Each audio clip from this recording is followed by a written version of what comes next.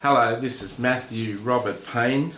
This is the Prophetic Supernatural Experience. This is chapter 46, My Visions of Heaven, part 2. Another memorable vision I had of heaven is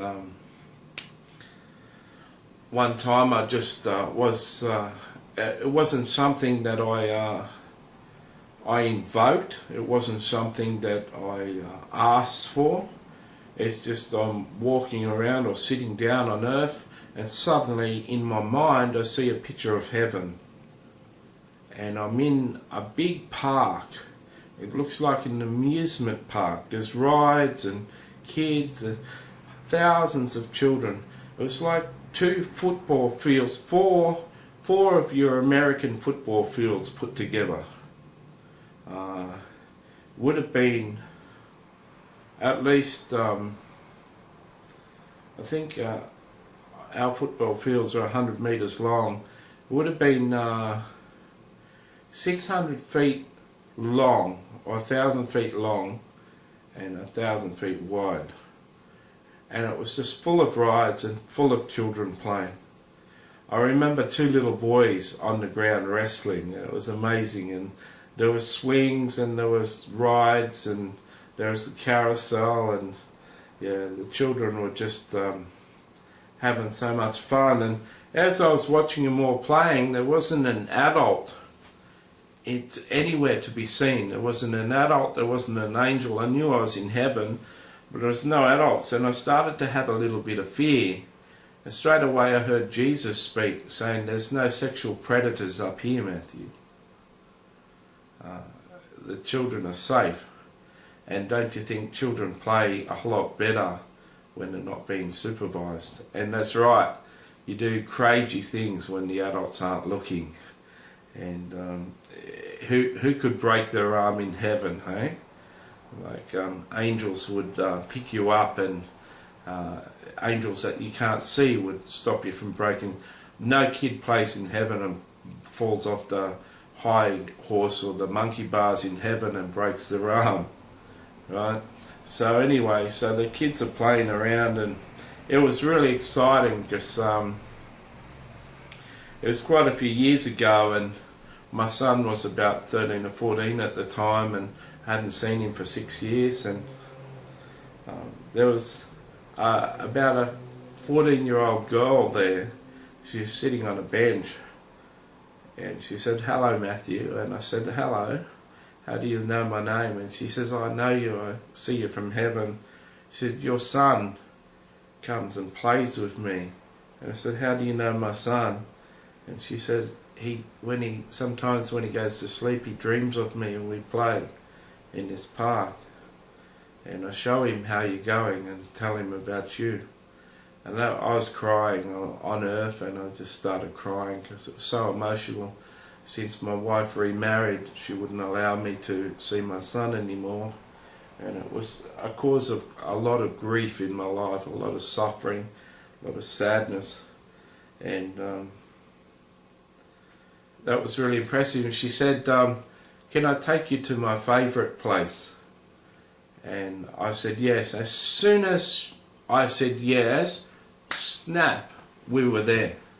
I'd read in another book about visions of heaven that in heaven there's no travelling time. As soon as you decide where to go, you're there. And that certainly happened. And we're in this by this fence, and there was this hill, this incline that went for about you don't have kilometres over there in America. It goes probably about a mile worth of incline of this deep, beautiful, lush green grass. I've never seen grass that looks so beautiful as that grass. And there was a fence along it, and it was a long incline. And she said, "Look down there." And I looked around and I looked down. There's a whole lot of buildings, wooden buildings. And I said, "What's that?" And she said, "That's where they stable the horses of heaven." And I said, "Really?" And there's a song, "I go riding on the horses in heaven," or whatever. There's some song, "Riding on the Horses." Anyway, I said, do you ride the horses? She says, yeah. I said, have you ever ridden them with the angels? And she said, yeah, by myself and with angels. I said, have you ever met Michael the Archangel? She said, yeah, I've ridden a horse with him. And I said, that's so amazing. You know, the head of the Lord's army would ride with you. And she said, yeah, that was fun. And she said, I love coming out here and riding the horses. And if you grow up in a country town like I did, you know that girls that live on a bit of acreage, a bit of property, love to have their own horse. And so for a 13, 14-year-old girl, it's tremendous for her just to be able to come from the park, go down and get a horse and go for a ride on a horse. It's just amazing.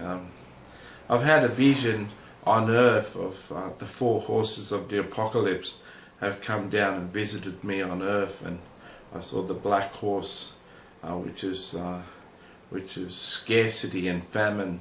I've seen that horse as the next one to be unveiled on earth, and yeah, he was right next to me on earth. So they're real horses.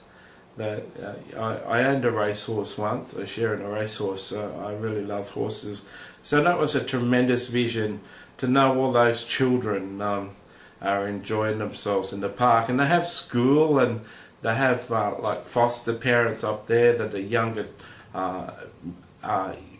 men and women that die in car accidents and die young, and they're like foster parents, and they have grandfathers up there that built them toys. You know, a lot of men that were good woodworkers on earth and die at a ripe old age, who love their grandkids and stuff.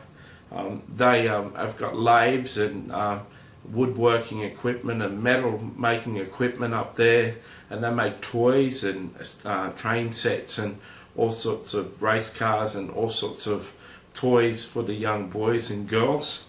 And heaven's not just a place where you go into the throne room all day and sing worship to God.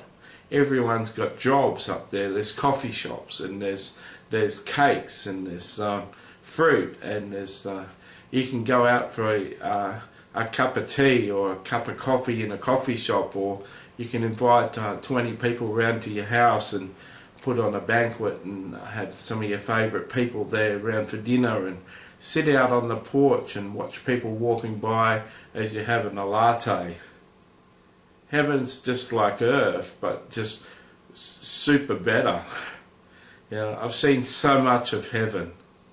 Heaven is just a wonderful place, and there's dimensions in heaven, and there's levels in heaven, and there's glories in heaven, and there's treasure in heaven. And the more treasure that you build up on earth, the more reward in heaven. There's certain dimensions where only people like the Old Testament prophets and the saints and the apostles who did mighty works for God, there's more reward for them in heaven.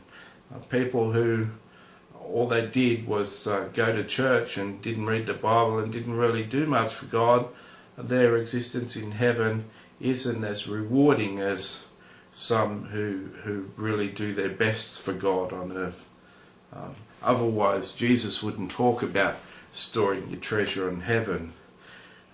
If you invest all your money in the kingdom on earth and spend all your spare money on advancing the kingdom of God on earth, when you get to heaven, you're going to be rewarded for that. And so there's certain rewards for all the poor people and all the people who've denied themselves on earth. There's reward in heaven. There's a greater experience in heaven for certain people. I'd be pretty bored if all I did was go to heaven and sing praises to God. I'd like to get involved in doing things. I certainly like to get involved and dig deep into the book of Isaiah for 10 years. Have Jesus teach me Isaiah, or one of the prophets. Have Isaiah lecture me on what Isaiah means. Hope that that's given you some insight